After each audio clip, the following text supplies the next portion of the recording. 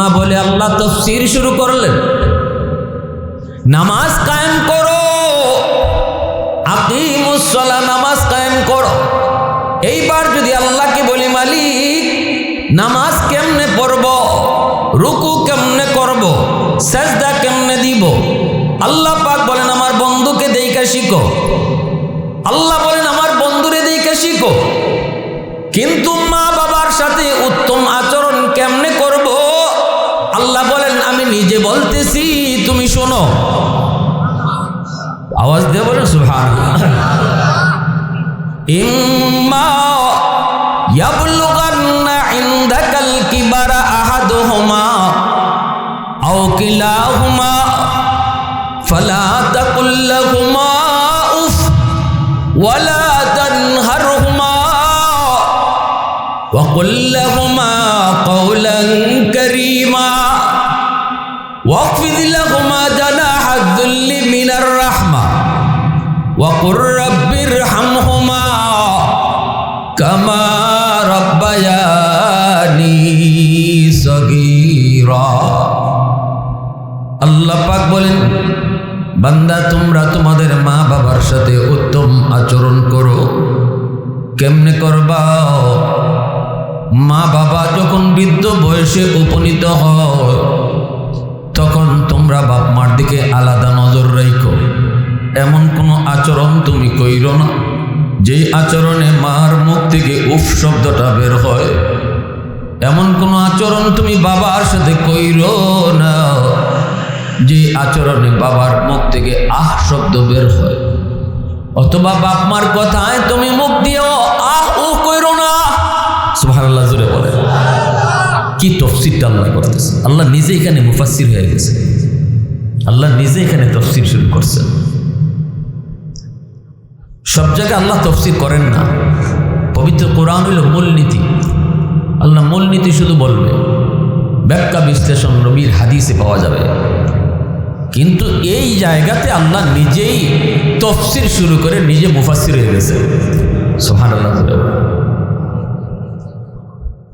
আল্লাহ আমার ভাইয়েরা বন্ধুরা যুবক,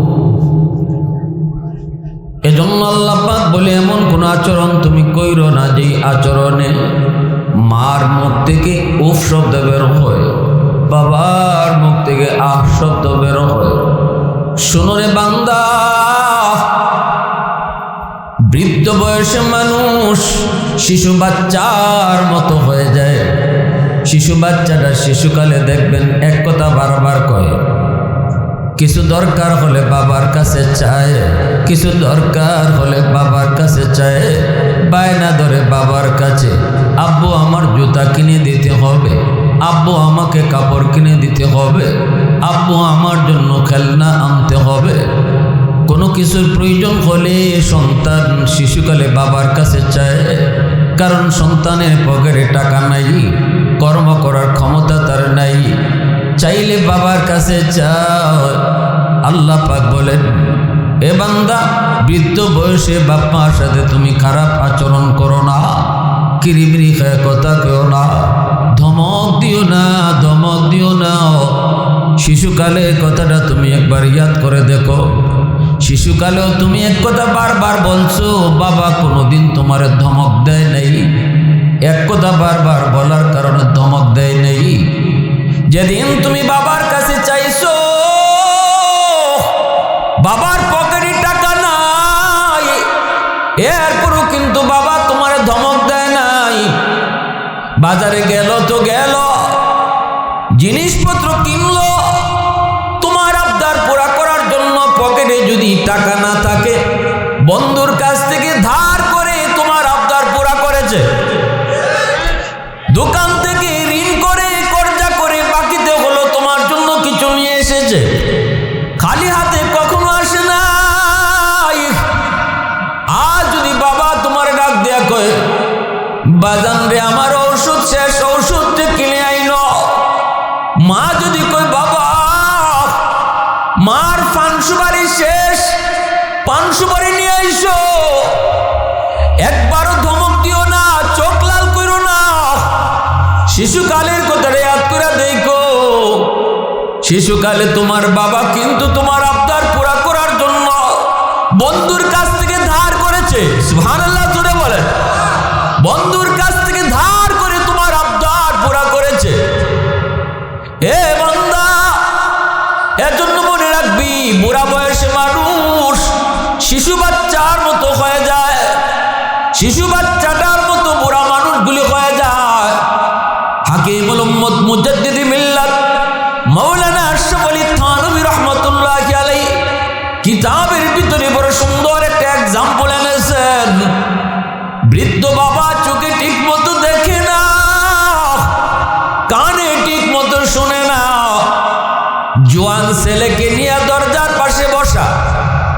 ওই অবস্থায় গাছের ডালে একটা কাক গাছের ডালে বৈশা কা কা করে ডাকতেছে। বাবা তখন ছেলেকে বলতেছে, বাজান এটা কিসে ডাকে? ছেলে কয়, আব্বা এটা কাক। বাবা আবার কয়, বাজান এটা কিসের ডাক? ছেলে আবার কয়, বললাম তো এটা কাক। আবার বাবা কয়, বাজান এটা কিসের ডাক? তখনই ছেলের মাথা গরম হয়ে গেছে, রাগ করে বলতেছে, বললাম না এটা কাউয়া, বললাম না এটা কাউয়া, কয়বার করবো এটা কাউয়া। তখনই বৃদ্ধ বাবার চোখ দিয়ে পানি ধরে আর বাবা কান্দে, বাজার আমি ইচ্ছা করে 3 বার বলছি রে বাজান, কারণ মনে পড়ে গেছে শিশুকালে একদিন তুমি আমার সাথে এই জায়গায় বসা ছিলা, আর এইভাবেই গাছের ডাল থেকে একটা কা কা কা করে ডাকতেছিল। তুমি আমাকে বলেছিলে, আব্বু এটা কি? আমি বলেছিলাম, বাবা এটা কাক। আবারও বলেছিলে, আব্বু এটা কি? আবারও আমি বলেছিলাম, এটা কাক। আবারও বলেছিলে, আব্বু এটা কি? আমি তখনও তোমার গালে চুমা দিয়া কইছিলাম এটা কাক। আমার এখনো মনে আছে বাজার, 10 বার তুমি আমার জিজ্ঞাসা, একবারও বাবা তোমার সাথে রাগ করি নাই। তোমার গালে চুমো দিয়া দিয়া শুধু বুঝাইছি এটা কাক। আর আজকে বাবা 3 বার শুধু তোমার জিজ্ঞেস করেছি, ঠিক মতো কানে শুনি না, ঠিক মতো চোখে দেখি না বিদায় 3 বার তোমার জিজ্ঞেস করেছি, আর 3 বারের সময় তুমি আমার দমক দিয়া দিছ। এজন্য আল্লাহ পাক রব্বুল আলামিন কয়, ও দুনিয়ার সন্তানের দল, বুড়া বয়সে বাবার দিকে খেয়াল কইরো। একদিন তুমি এমন ছিলে, শিশুকালটাও তোমার বৃদ্ধকালের মতোই। তুমি এমন ছিলে, তোমার পকেটেও শিশুকালে টাকা ছিল না, কার কর্ম করার ক্ষমতা তোমার ছিল না। কিছু চাইলে বাবার কাছে চাইছো, কিছু কইলে বাবাকে কইছো। আজকে তোমার বাবা, আজকে তোমার শিশুকালের সেই জায়গায় বাবা আজ মা আজ যদি তোমারে কিছু কয়, শিশুকালের কথাটা ইয়াদ করে নরম নরম ভাষায় কথা কইও, গরম কইও না, চোখ লাল করে কথা কইও না, কিরিমিরি খায় কথা কইও না। বাপ মার সাথে তুমি যদি চোখ লাল করে কথা কও, কিরিমিরি খায় তুমি কথা কও, বাবার মনে যদি কষ্ট যায়, মার মনে যদি তখন কষ্ট যায়, ভালো করে বন্ধু তুমি জানাই দাও। আল্লাহ বলেন, বন্ধু তুমি জানাই দাও, রেদার রাব্বি ফি রেদাল ওয়ালিদাইন ওয়া সাখাতুর রাব্বি ফি সাখাতিল ওয়ালিদাইন। ভালো করে বন্ধু উম্মতকে জানাই দাও, মা বাবা যদি সন্তানের আচরণে সন্তানের উপর খুশি হয়, আমি আল্লাহ তার উপর খুশি হয়ে যাই। আর যদি বাপ মা তার আচরণে কষ্ট পায়, জানায় দাও আমি আল্লাহ তার উপরে নারাজ। সন্তানের উপরে যদি বাপ মা নারাজ হয়, আমি আল্লাহ নারাজ। বাপ মা যদি রাজি হয়, আমিও রাজি। বন্ধু তুমি এই কথা জানায় দাও, দুনিয়ার সমস্ত মানুষ যদি যুবক তোমার উপর রাজি থাকে, কিন্তু বাপ মা যদি রাজি না থাকে, দুনিয়ার সব মানুষ তোমার উপরে খুশি, কিন্তু বাপ মা তোমার উপরে খুশি না। আল্লাহ বলেন, আমি আল্লাহ তোমার উপর খুশি না। ঠিক না? ফিসাবরে খুশি করলে আল্লাহ খুশি, এমন হাদিস আমরা পাই নাই। চেয়ারম্যানরে খুশি রাখলে আল্লাহ খুশি, হাদিস পাই নাই। শ্বশুর শাশুড়ি মা বাবার জায়গায়, কিন্তু শ্বশুর শাশুড়ি খুশি থাকলে আল্লাহ খুশি এমন হাদিসও আমরা পাই নাই। খুশি রাখার না রাখার থাকতে নিষেধ করি নেই, কিন্তু হাদিস পাই নেই। হাদিস পেয়েছি বাপ মা খুশি থাকলে আল্লাহ খুশি। বাপ মা খুশি থাকলে, বাপ মারে নারাজ করে তামাম দুনিয়ার সব মানুষ তোমার উপর রাজি, আল্লাহ বলে আমি রাজি না। আল্লাহ রাজি না। আল্লাহ এই দুনিয়াতে বাপ মারে খুশি রেখা কে কি পাইছে, আর এই দুনিয়াতে বাপ মার দিলে কষ্ট দিয়া কে কি নগদ শাস্তি পাইছে, এমন বাস্তব দুটা ঘটনা বলবো। মনোযোগ কার কার আছে একটু হাত উঠে আল্লাহরে দেখা। আল্লাহ তুমি কবুল করো, সবাই বলি আমিন, আরো জোরে বলি আমিন। একটু জিকির করি লা ইলাহা ইল্লাল্লাহ।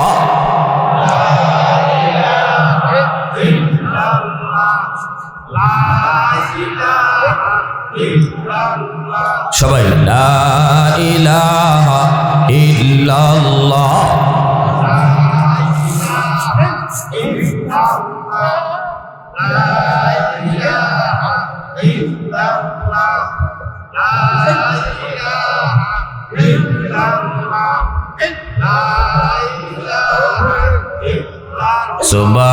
সুবহানাল্লাহ ওয়ালহামদুলিল্লাহ, সুবহানাল্লাহ ওয়ালহামদুলিল্লাহ,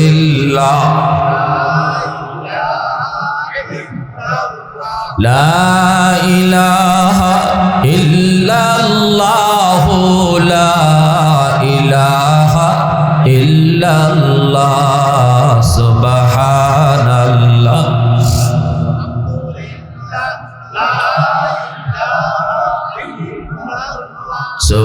সুবহানাল্লাহ ওয়ালহামদুলিল্লাহ,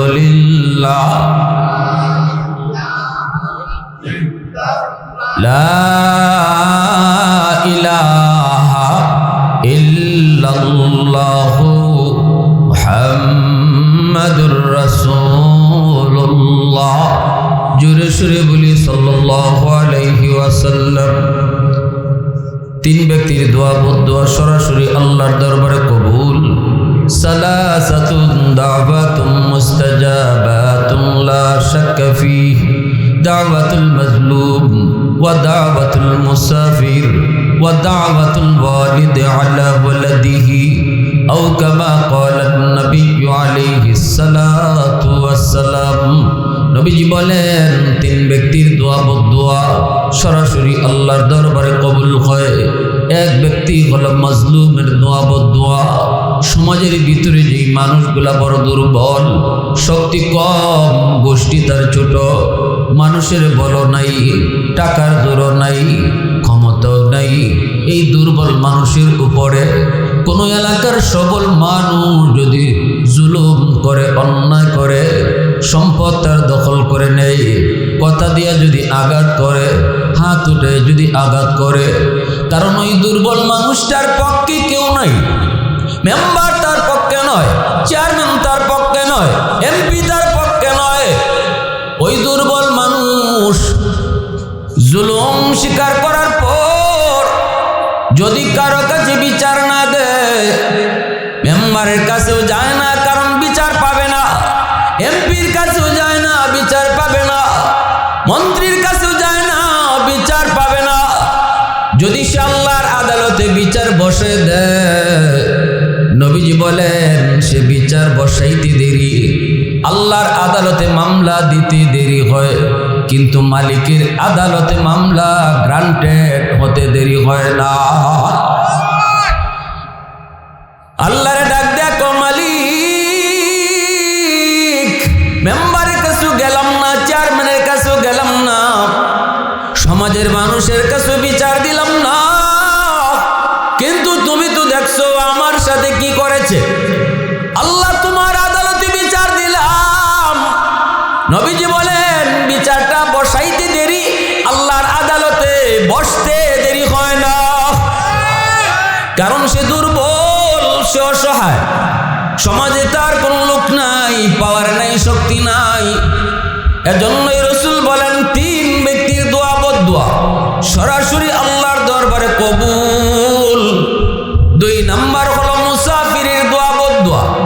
মুসাফির তার সাথে বেয়াদবি করবা না, মুসাফিরের কাছ থেকে তুমি দোয়া নিবা, মুসাফিরের কে অন্তরে কষ্ট দিবা না, মুসাফিরের দোয়া সরাসরি কবুল। 3 নম্বরে নবী বলেন মা বাবার দোয়া বদদোয়া, বাপ মা যদি দোয়া করে রসুল বলেন এই বদটাও সরাসরি কবুল হয়ে যায়। দোয়া করলো দোয়া কবুল, বদ্ধ দিল বদ্ধ কবুল। এজন্য ভালো করে মনে রাখবার যুবক, আব্দুল কাদের জিলানী, মঈনুদ্দিন চিশতির মতো হাজারো জিলানী যদি তোমার আমার ঘরে এনে দাওয়াত খাওয়াই, দাওয়াত খাওয়ানোর পর যদি বলি হুজুর একটু হাত উঠান, হাজার আব্দুল কাদের জিলানীর দোয়া কবুল হবে কি হবে না কোনো গ্যারান্টি নাই। কিন্তু রসুল বলে ভাঙ্গা ঘরে মা যদি হাত উঠায়, বাবা যদি হাত উঠায়, এই দোয়া কবুল হবে 100% গ্যারান্টি। এই বাচ্চাগুলো একটু বাড়িতে পাঠায়, বাবা যাও ঘরে যাও, ওটো ওটো তোমরা ওটো ওটো বাবা, আমার সামনে আওয়াজ হইলে ওয়াজই নষ্ট হয়ে যায়, যাও বাবা ঘরে যাও। লা ইলাহা ইল্লাল্লাহ, যাও বাসা যাও জোরে, লা ইলাহা ইল্লাল্লাহ।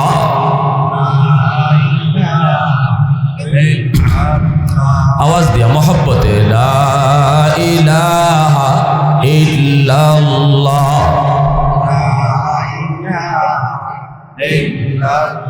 লা ইলাহা ইল্লাল্লাহ মুহাম্মাদুর রাসূলুল্লাহ।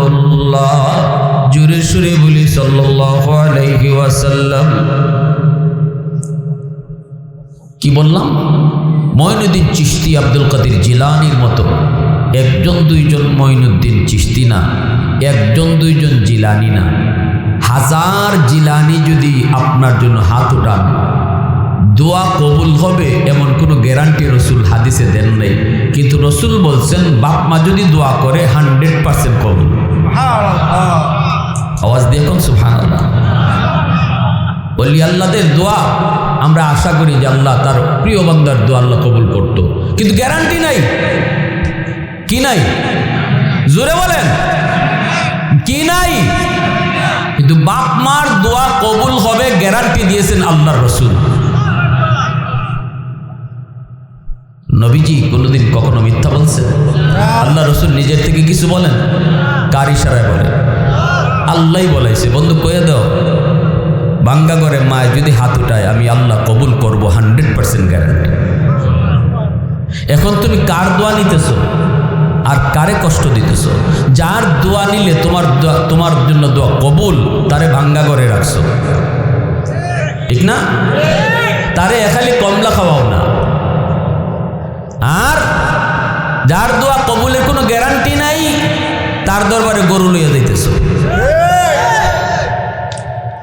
যার দোয়া কবুলের গ্যারান্টি আছে তারে খালি কমলা খাওয়াও না, একটা মুরগি খাওয়াও না, আর এই জায়গা তুমি গরু লইয়া দাও।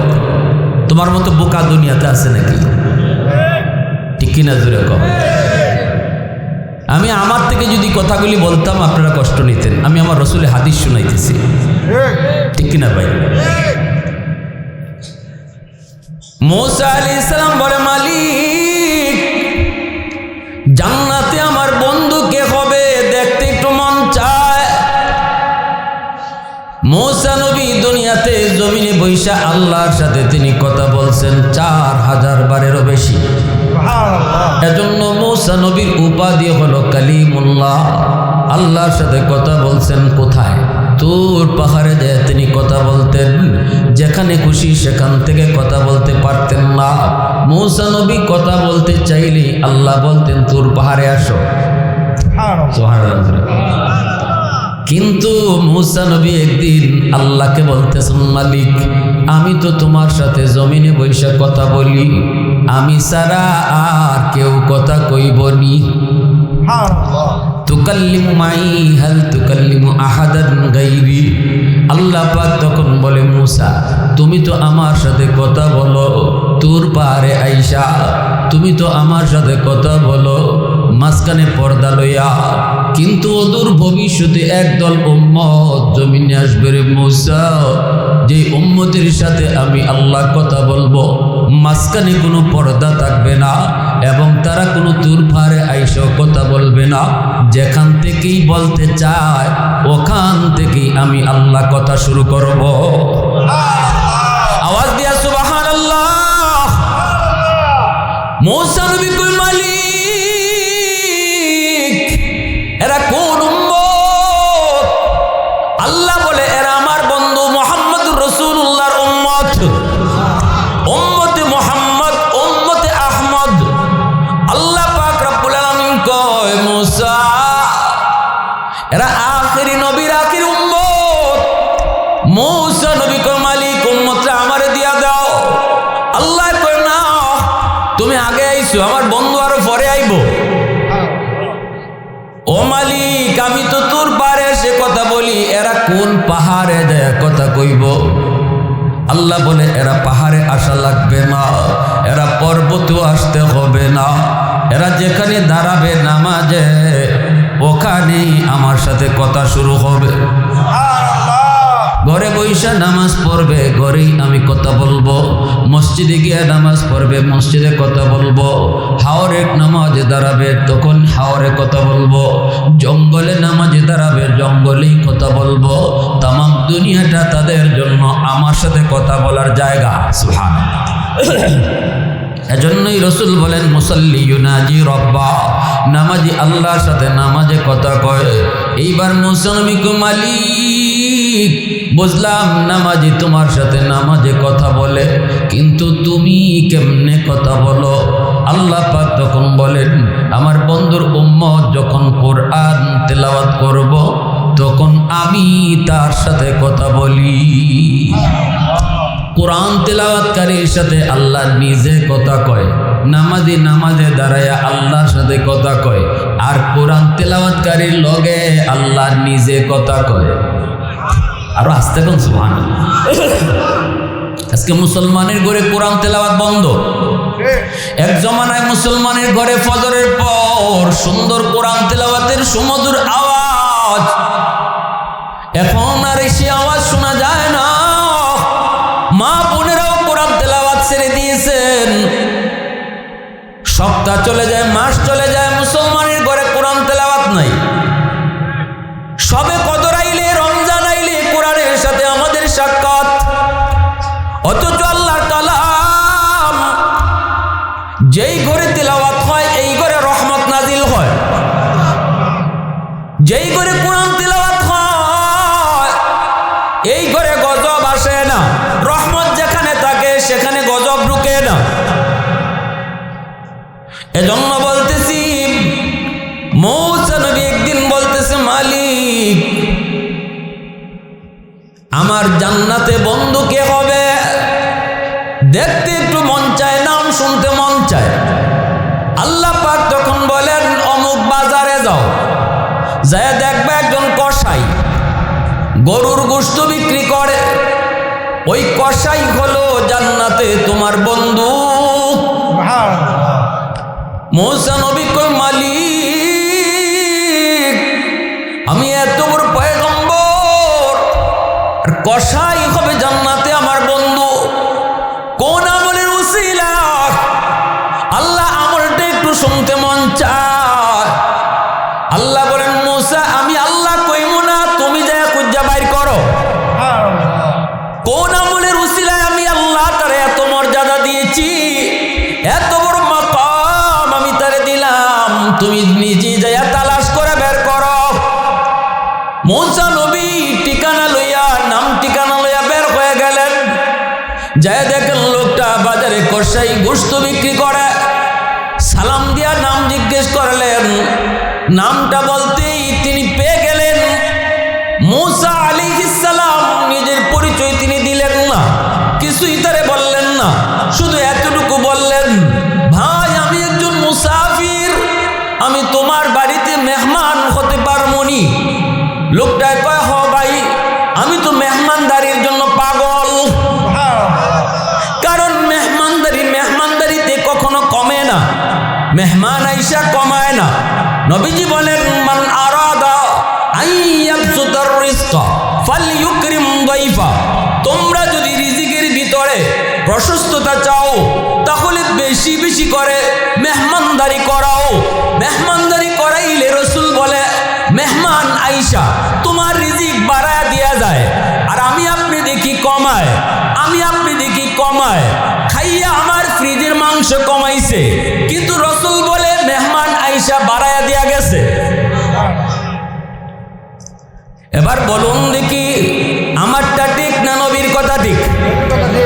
এজন্যই মেহমান রহমত নিয়ে আসে, বরকত নিয়ে আসে। মেহমান, মেহমানের কদর করো। মৌসা নবী বলে ভাই আমি মেহমান হতে যাই। লোকটা কই ঠিক আছে চলেন। ওনাকে বাড়িতে নিয়ে আসলো, সন্ধ্যা হয়ে গেছে। মৌসা নবী তার বাড়িতে ঢুকলেন, ঢুকে দেখেন লোকটা নিজের রুমে আগে ঢুকলো না, বিবি বাচ্চার রুমেও আগে ঢুকলো না। একটা যেই রুমটাতে তার মা আছে ওই রুমটাতে সে আগে যায় ঢুকলো। ঢুকেই পালকের মধ্যে শুয়ে রইছে তার মা, বৃদ্ধা মা, কবুতরের বাচ্চার মতো হয়ে গেছে গো। ওই মাকে কোলে নিয়া হাতের সেই খাবারটা মাকে তুলায়া তুলায়া খাওয়াইতেছে। ছোট ছোট দুইটা বাচ্চা দৌড় দিয়া বাবার পায়ে পইরা কান্না করে, কাঁদে আর কই বাবা সারাদিনে কিছু খাই নাই, আপু আমাদেরকে খানা দেও। কিন্তু বাবা বাচ্চাগুলির মাথায় হাত বুলায় কই বাজান একটু অপেক্ষা করো, আগে তোমাদের দাদুরে খানা খাওয়ায়া নেই। বাচ্চাগুলি পায়ে পড়ে কাঁদে, এরপরও বাচ্চারে আগে খাওয়ায় না, মারে আগে খাওয়াইতেছে। মৌসা নবী তাকায়া তাকায়া দৃশ্যগুলি দেখে আর মনে মনে কইতেছি মালিক আমল তো পায়া গেছি, কোন আমলের কারণে সে জান্নাতে আমার বন্ধু হবে। মৌসা নবী এবার লোকটারে জিজ্ঞেস করেন ভাই এই বাচ্চাগুলি কার? কয় বাচ্চাগুলি আমার। এই বুড়া মহিলাকে কয় আমার মা। বাচ্চাগুলি তুমি আগে খাওয়াইছো না, মারে আগে খাওয়াইছো। এই আমল কতদিন যাবত তুমি করো? লোকটায় কয় ভাই আমি 40 বছর যাবত এই আমল করি। 40 বছর যাবত আমি মারে আগে খাওয়াই, নিজে আগে খাই না, বউ বাচ্চারও আগে খানা দেই না, আগে মারে খাওয়াই, এরপরে বউ বাচ্চা নিয়ে খাই, মাকে আগে আগে খাওয়াই। কারণ আল্লাহ পাক পবিত্র কোরআনুল কারীমের সূরাতুল বাকারায় আল্লাহ নিজে ঘোষণা দিয়েছেন ওয়ায়াসআলুনাকা মাযা ইউনফিকুন কুল মা আনফাকতুম মিন খায়র ফালিল ওয়ালিদাইনি ওয়াল আকরাবিন। আল্লাহ বলতেছে বন্ধু মানুষ তোমাকে জিজ্ঞেস করে টাকা পয়সা কোন জায়গায় আগে খরচ করব, কোন কোন জায়গায় খরচ করবে, সম্পদ কোন জায়গায় ব্যয় করবে। আল্লাহ বলে বন্ধু জবাব তুমি দিও না, জবাব আমি আল্লাহ দিতেছি। আমার জবাব তুমি শুনে দাও, উম্মতকে জানিয়ে দাও সবার আগে তার টাকা, তার পয়সা, তার সম্পদ মা বাবার জন্য খরচ করা লাগবে। সুবহানাল্লাহ। বেতনের টাকা পকেটে এসেছে, আল্লাহ পাকের নির্দেশ হলো নিজের জন্য আগে নয়, বউ বাচ্চার জন্য আগে নয়, আগে তার মার জন্য, আগে তোমার বাবার জন্য, সবার আগে বাপ মার জন্য খরচ করো। শীতের সিজন সামনে আসতেছে রে যুবক, এবার তুমি বলো আমার আল্লাহর কথা যদি তুমি বুঝে থাকো, শীতের পোশাক তুমিও কিনবা, বিবি বাচ্চার জন্য কিনবা, মা আছে বাবা আছে তাদের জন্য শীতের কাপড় লাগবে। এবার একটু বলো তো দেখি কার কাপড়টা আগে কিনবা, নিজেরটা না বাপ মারটা? কথা বুঝেননি আপনারা? বউর কাপড় আগে কিনবা না বাপ মারটা আগে? সন্তানের শীতের কাপড় আগে না বাপ মার আগে? সিদ্ধান্ত কার? আমি মৌলবি দিছি সিদ্ধান্ত, সিদ্ধান্ত কার? ঔষধের প্রয়োজন, ঔষধের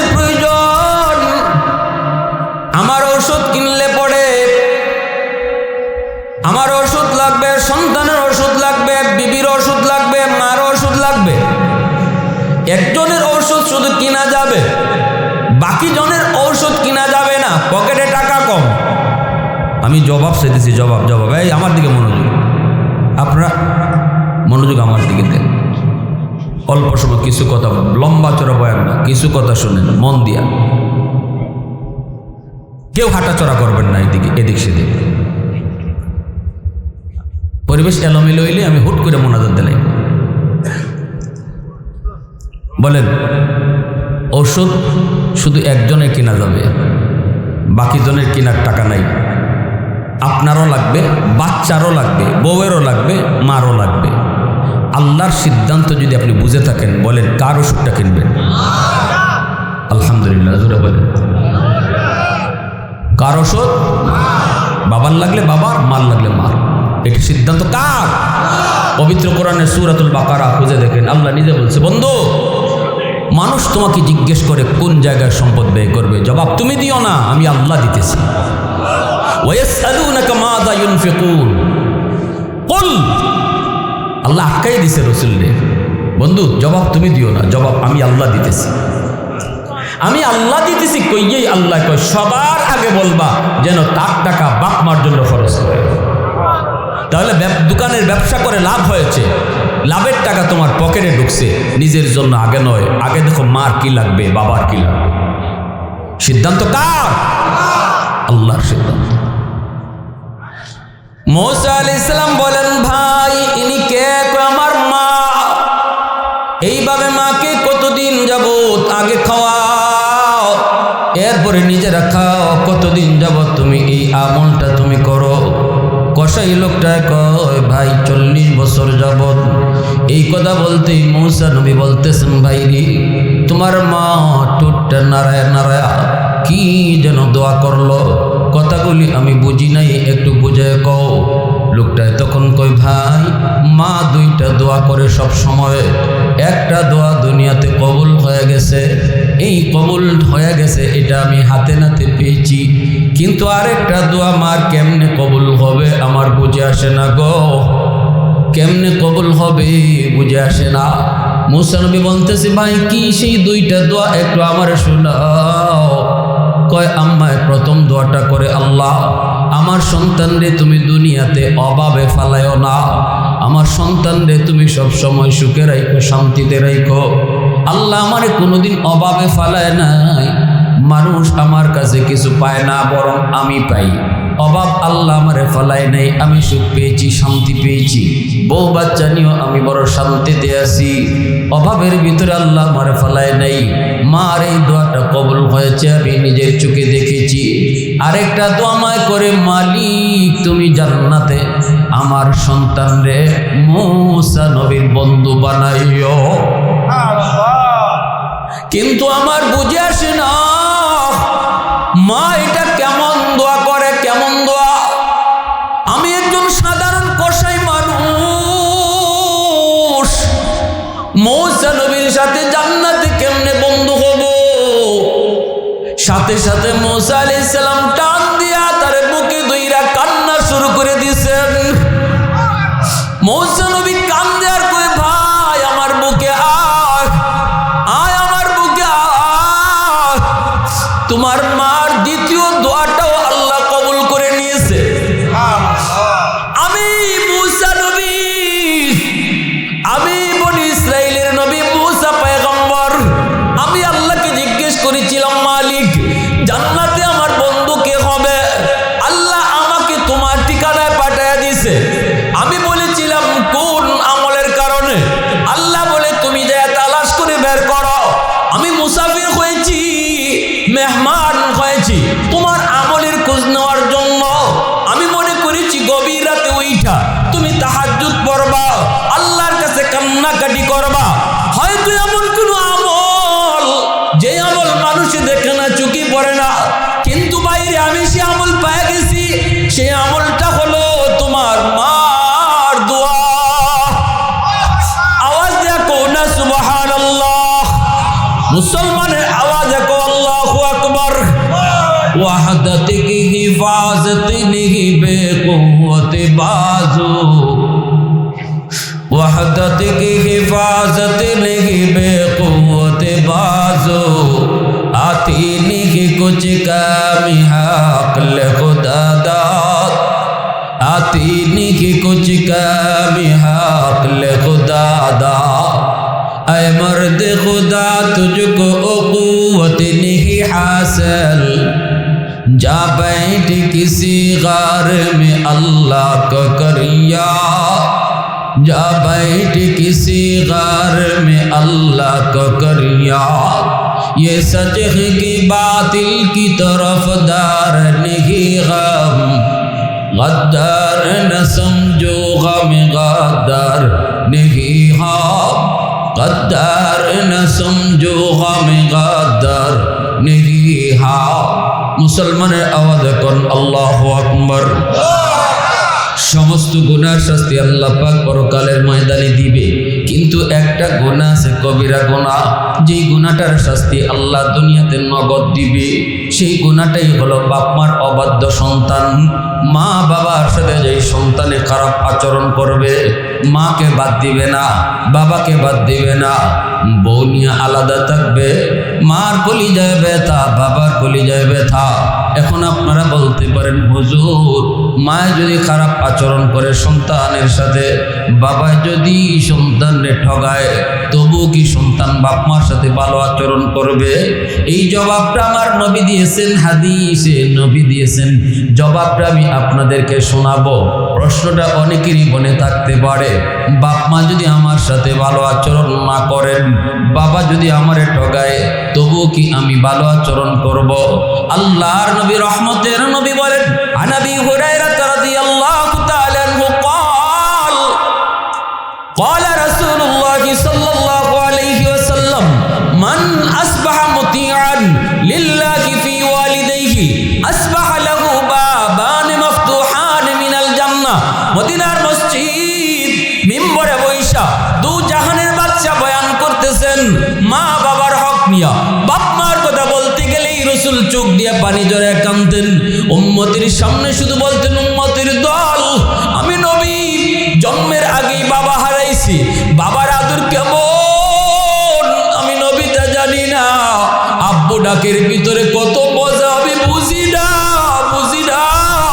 কোন সন্তান যখন বাবাকে বাবা কয়ে ডাক দেয় আমার কলিজা চিবা দিয়ে উঠে কারণ আমি নবী জীবনে কোনোদিন আব্বু ডাকতে পারি নাই বাবা ডাক আমি নবী দিতে পারি নাই রাসূল বলেন শোনো সাহাবীরা রাতের বেলা কোনো সন্তান যদি মা বাবারে খুশি করে ঘুমায় রাতের বেলা যদি বাপ মারে খুশি করে ঘুমায় এমন ভাবে ঘুমাইতেছে মা তার উপরে খুশি বাবা তার উপরে খুশি নবীজি বলেন সকাল হওয়া মাত্রই তার জন্য জান্নাতের দরজা আল্লাহ খুলে দেয় রাসূল বলেন রাতের বেলা যদি কোনো সন্তান বাপ মারে কষ্ট দিয়া ঘুমায় ভালো করে জানে তার বাবার দিলে কষ্ট মার দিলে কষ্ট এমন কথা কইছে এমন আচরণ করেছে মার দিলের ভিতরে যায় লাগছে বাবার দিলের ভিতরে যায় লাগছে মা ঘুমাইতে পারে না বাবা ঘুমাইতে পারে না দিলের জ্বালা মনের ভিতরে কষ্ট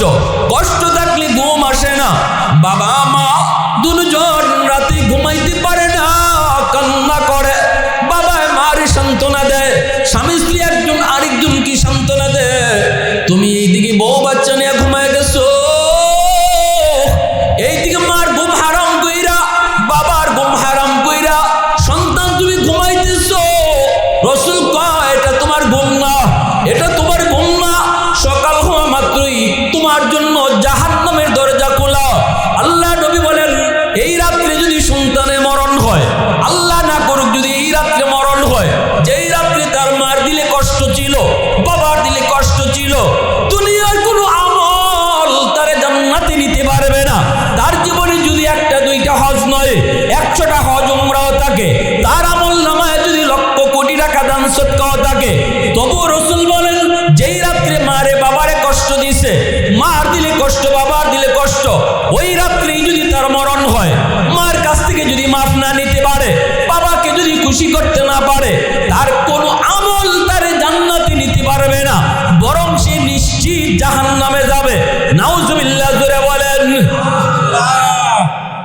এই ওয়াজটা রাসূল যখন সাহাবায়ে কেরামের সামনে করেন তখনই একজন সাহাবী দাঁড়ায় গেছে সাহাবী দাঁড়ায় বলতেছে কিলা ইয়া রাসূলুল্লাহ ওয়া ইন যালামাহ। ওই যে আগের প্রশ্নটা, সাহাবী বলতেছে নবী গো এত বড় কথা, এত বড় ওয়াজ আপনি করলেন গো নবী, কিন্তু আমার প্রশ্ন হলো মা যদি সন্তানের উপরে জুলুম করে, বাবা যদি জুলুম করে, বাবা যদি সম্পদ দিতে গিয়ে এক সন্তানরে ঠগায় আরে এক সন্তানরে বেশি দেয়, বাবা যদি সম্পদ কোনো সন্তানরে লেখা দিয়ে চইলা যায়, অথবা আমার সন্তানকে বাবা যদি কম মায়া করে আরেক ভাইয়ের সন্তানরে বাপ মায় বেশি মায়া করে, এমন যদি করে দুই নজরে সন্তানরে দেখে, তাহলেও কি বাপ মার সাথে ভালো আচরণ করব? এই প্রশ্নটা যখন সাহাবী নবীকে করছেন, সাথে সাথে নবী জবাব দিছে। নবীজি যেই জবাবটা দিছে, এই জবাবটা আমিও আপনাদেরকে দিব। আমাদেরকে অনেকে এমন প্রশ্ন করে, হুজুর এমন যদি হয়, আমিও সাফ সাফ বলি ভাই জবাব আমার না, জবাব হলো আমার আপনার নবীর। রাসূল বলেছেন ওয়া ইন যালামাহ ওয়া ইন যালামা ওয়া ইন যালামাহ। আল্লাহ রাসূল বলেন যদি বাপ মা, তিনবার কইছেন রাসূল, যদি বাপ মায় জুলুমও করে, জুলুমও করে, জুলুমও করে, কয়বার? জোরে বলেন কয়বার? রাসূল একবার করে নাই। সাহাবী জিজ্ঞাসেন বাপ মা যদি জুলুম করে সন্তানের সাথে, রাসূল বলেন ওয়া ইন যালামা ওয়া ইন যালামা ওয়া ইন যালামা। যদি জুলুমও করে, জুলুমও করে, জুলুমও করে, তবুও সন্তান জুলুম করতে পারবে না, সন্তান বাপ মার সাথে ভালো আচরণ করতে হবে। যদি বাপ মা জুলুম করে, সেই জুলুমের বিচার হবে আল্লাহর আদালতে, দুনিয়ার জমিনে নয়। দুনিয়ার জমিনে সন্তান বাপ মার সাথে ভালো আচরণ করা লাগবে, শুধুমাত্র মা হওয়ার কারণে, শুধুমাত্র বাবা হওয়ার কারণে। এই বাপ মার উসিলায় দুনিয়া দেখছো, এই কারণে বাবা তোমার কাছ থেকে ভালো আচরণ পাও না, মা তোমার কাছ থেকে ভালো আচরণ পাও না। সম্পদ যদি তোমারে নাও দেয়, তোমার সাথে ভালো আচরণ যদি নাও করে, শুধু দুনিয়া আসার উসিলা তোমার বাপ মা, এজন্য তুমি বাপ মার সাথে ভালো আচরণ করবা, ভালো আচরণ তাদের পাও না। এটা হলো দুনিয়ার নিজাম। কিন্তু যদি জুলুম করে থাকে, সেই বিচার আল্লাহর আদালতে ঠিকই হবে, আল্লাহর আদালতে, আল্লাহর আদালতে হবে। দুনিয়ার নিজাম রাসূল বলে দিছে, দুনিয়াতে সন্তানে বদলা নিতে পারবে না, বাপ মার বদলা কোনো সন্তান নিতে পারবে না। এটা রাসূলের আইন, এটা আইন। মূসা আলাইহিস সালাম বলতেছে ভাই আয় আমার বুকে আয়, আমি বুঝছি, আমি বুঝে গেছি কেন আল্লাহ তোমার এইরকম দাবি বানাইছে। তো একমাত্র কবিরা গুনাহ, যে গুনাহটার শাস্তি আল্লাহ দুনিয়াতে নগদ দেয়, দুনিয়াতে। করাচির হযরত হাকিম আক্তার সাহেব, ওই বাস্তব ঘটনা একটা শুনাইতেছি, শুনেন। করাচির হযরত হাকিম আক্তার সাহেব আরেফ বিল্লাহ, সমাজে তালাশ করলে এমন বহু পাওয়া যাবে। আমাদের সিলেটেও জগন্নাথপুর এলাকার রানীগঞ্জ একটা বাজার আছে, রানীগঞ্জ বাজারের একটা বাস্তব ঘটনা এমন আছে, যে সন্তানে অনেক কিছু ছিল, শেষ পর্যায়ে তার কিছুই ছিল না, তার হাত পা পচে গেছিল। অপরাধ ছিল মাকে মারা, মাকে আঘাত করা।